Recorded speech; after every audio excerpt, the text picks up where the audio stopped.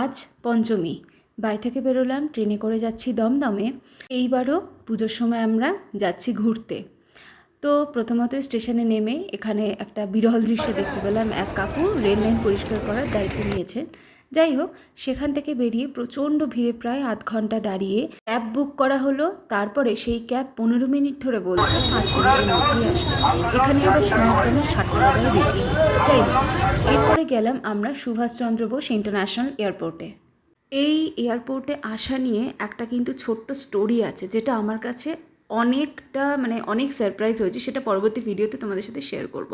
কোথায় যাচ্ছি সেটা তো ধীরে ধীরে তোমাদেরকে জানাবোই আমি অবশ্যই। তো যত বেশি সময় এগিয়ে আসছিল, অনেক বেশি আমরা এক্সাইটমেন্ট আর কি আমার মধ্যে কাজ করছিল। 4:10-এ আমাদের ফ্লাইট ছিল।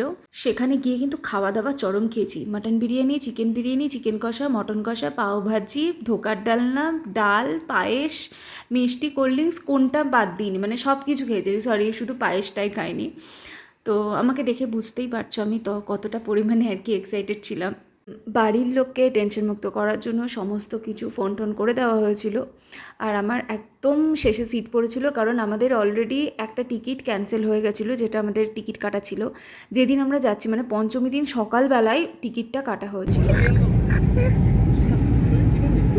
ওপর থেকে দেখতে যে কতটা ভালো লাগছিল সেটা তো বলে বোঝাতে পারবো না। যাই হোক, ভিডিওটা কেমন লাগলো জানিও, আর চ্যানেলটা সাবস্ক্রাইব করে দিও। টাটা।